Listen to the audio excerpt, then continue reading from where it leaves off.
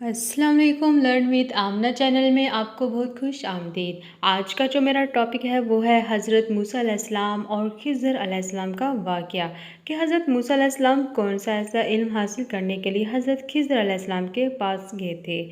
उससे पहले अगर आप मेरे चैनल में नए हैं तो मेरे चैनल को सब्सक्राइब कीजिए और वीडियो को लाइक कीजिए ताकि आप तक मेरी वीडियो आसानी से पहुंच सके। तो चलिए चलते हैं अब अपनी वीडियो की जानिब जो आज का हमारा टॉपिक है। खिज़र एक पैगंबर का लक़ब है। इनका असल नाम अबुल अब्बास बिलिया बिन मलकान है। कुरान की सूरह में खुदा के एक बंदे का जिक्र है और मुफस्सिरीन की अक्सरियत के नज़दीक इससे मुराद खिज़र हैं। हज़रत मूसा अलैहिस्सलाम बनी इसराइल को खिताब करने के लिए खड़े हुए तो इनसे सवाल किया गया कि लोगों में सबसे ज़्यादा इल्म किसके पास है। तो हज़रत मूसा अलैहिस्सलाम ने फरमाया सबसे ज़्यादा इल्म जो है वो मेरे पास है। तो अल्लाह ताला ने वही भेजी हज़रत मूसा अलैहिस्सलाम को बहरीन जहाँ दो दरिया मिलते हैं वहाँ मेरे बंदों में से एक बंदा है जिसके पास आपसे ज़्यादा इल्म है।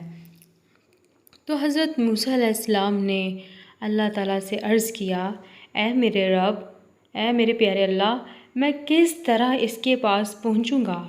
अल्लाह ताला ने फरमाया, ज़ंजील में एक मछली रख चल दो, जहाँ वो खो जाएगी वहीं वो शख्स आपको मिलेगा। तो हज़रत मूसा अलैहिस्सलाम अपने शागिर्द के साथ इसकी तलाश में निकल पड़ते हैं, जैसा कि कुरान मजीद में इरशाद बारी ताला है, सूरत काफ की आयत में है। और जब मूसा अलैहिस्सलाम ने अपने शागिर्द से कहा कि जब तक दो दरियाओं के मिलने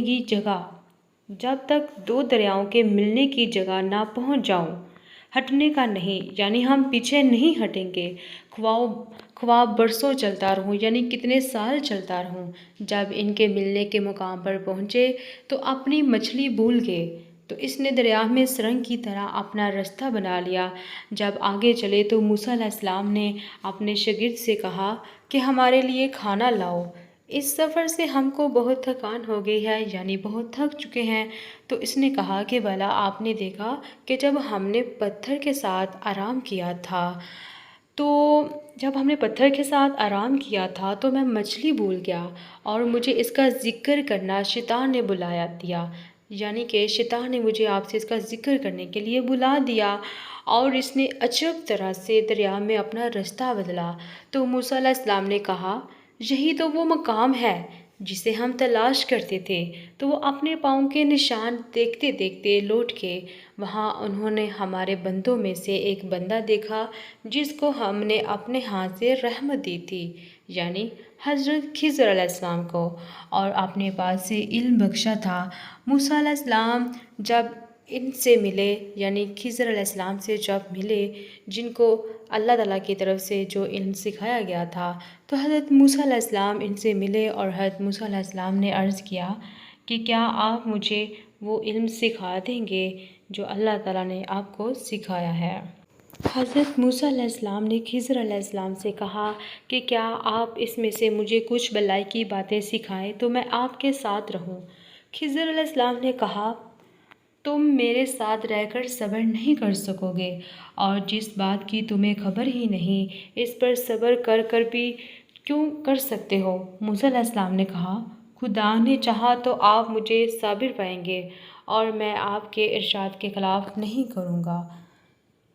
तो हज़रत खिज़र अलैहिस्सलाम ने फरमाया, अगर तुम मेरे साथ रहना चाहो तो शर्त ये है, मुझसे कोई बात ना पूछना जब तक मैं खुद इसका जिक्र तुमसे ना करूं। तो दोनों चल पड़े। यहाँ तक कि जब कश्ती में सवार हुए तो खिज़र अलैहिस्सलाम ने कश्ती को फाड़ डाला।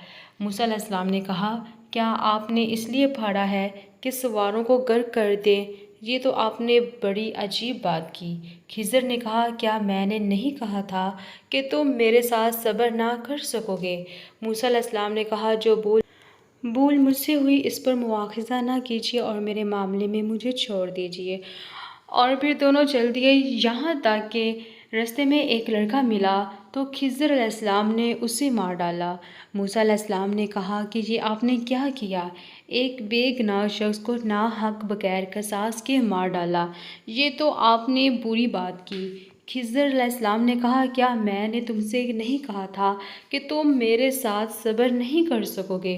انہوں نے کہا کہ اگر میں، یعنی موسیٰ علیہ السلام نے کہا، اگر میں اس کے بعد بھی کوئی بات پوچھوں یعنی اعتراض کروں تو مجھے اپنے ساتھ نہ رکھیے گا کہ آپ میری طرف سے عذر کو قبول کرنے میں مجھے معاف کر دیجیے گا۔ تو پھر کیا ہوتا ہے، وہ دونوں چلتے ہیں اور ایک گاؤں میں پہنچ جاتے ہیں اور وہاں پہ آپ ایک ڈھابا ملتا ہے اور وہاں بیٹھ کے کھانا طلب کرتے ہیں کہ اتنے میں حضرت خضر علیہ السلام دیکھتے ہیں کہ ایک دیوار گر رہی ہے۔